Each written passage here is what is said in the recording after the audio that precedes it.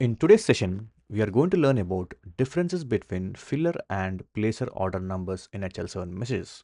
This might be a very rare question, but still it would be very good to learn and know what is the difference between filler and placer order.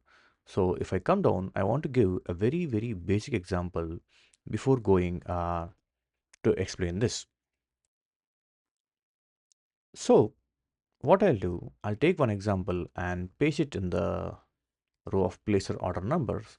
I'll just drop it down. You're thinking, what is this?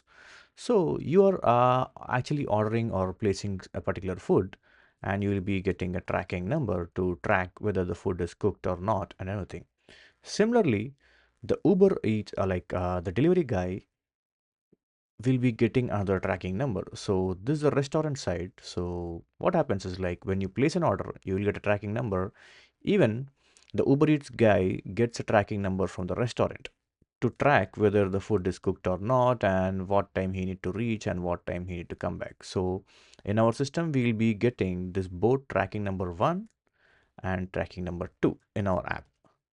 What's do we get updates, right, whether the food is cooked or not in the restaurant. Similarly, we have this both tracking number 1 and tracking number 2 in our HL7 message. You might be wondering, what is Uber Eats and what is this particular restaurant? So that's what I'm talking about. So what I'll do, what if we get tracking number 1 and tracking number 2 in a single HL7 message?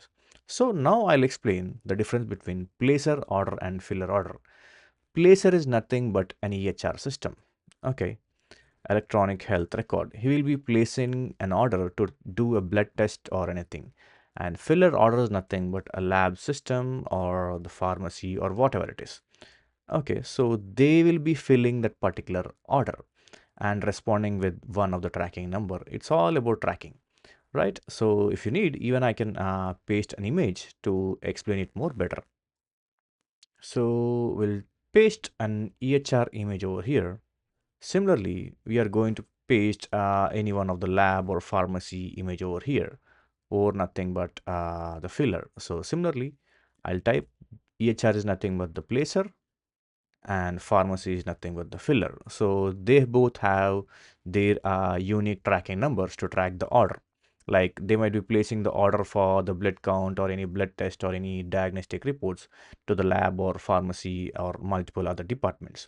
So it's very simple. I'll copy an HL7 message and place it over here. That looks good. And even I'll place the same HL7 message over here. In the OBR segment, you can see we have placer order number, order 1, 2, 3, 4, 5, and I'll highlight it for our understanding. This is nothing but the placer order number. And over here, again in the OBR segment, we have the filler order number. It's lab 67890. In reality, they might not be exactly like lab or ORD. I just mentioned it for our understanding. They will be with a different number in whatever the EHR system is planning. The number will be here, and whatever the lab system is planning, depending on the application, the number will be here. So the filler and placer order number are nothing but tracking numbers used by individual system.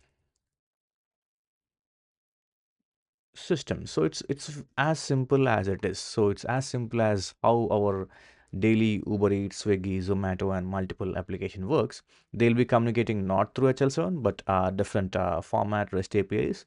So in HL7, we'll be communicating with the OBR segment, which is nothing but observation request. So once you're requesting something, in the request they'll be sending what type of blood test they need to send. Very intelligent, right? And even the tracking number. So similarly over here in the result, they might be getting what is the result and everything, and even the tracking number. So it depends on the individual application whether they are going to use exactly in this place or OBR, but mostly it will be in the OBR segment.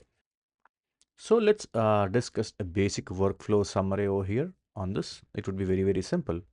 So it is something like doctor enters lab test order in the EHR, which is nothing but application. It can be Epic, Cerner, or whatever it is. EHR generates and sends an ORM message we discussed in the previous interview question and places an order. Lab system receives the order, assigns a filler order number, similarly like a placed order number. So lab again sends the results with both the numbers. Both system can cross-reference the orders using these IDs. Means both the systems can sync. Okay, for this particular order number we got this particular filler order number, and they can sync and say, okay, this is the result for this particular order. It's all about tracking. Remember, if we don't have this particular IDs, the tracking would be difficult, and even when the lab sends back the result, it would be very difficult for the EHR to understand the result is belong to which particular tracking number. For example, if lab is sending without this order number and directly this result, so when it comes to EHR will say, what is this? What is this? I cannot understand. I need this so I can understand this is for the particular patient, John Smith. So always lab should send back this particular detail. It's all about tracking and identifying. We have our own names, right? Like Donald Trump, Virat Kohli, Sachin Tendulkar with the initials and with the like citizenship card numbers and everything. Similarly, every order has its own number. So that's it. So that's a very basic and simple explanation about filler and placer order number. Hope you understand and will not forget forever. Thank you.